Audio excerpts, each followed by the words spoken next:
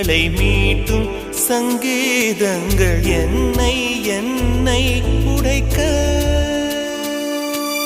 கண்களை திறந்து கொண்டு நான் கனவுகள் காணுகிறேன். கண்களை மூடிக்கொண்டு நான் காட்சிகள் தேடுகிறேன். உன் பொன்விரல் தொடுகையிலே நான் பூவாய் மாறுகிறேன். பூமியில் நாம் வாழும் காலம் தோறும் உண்மையில்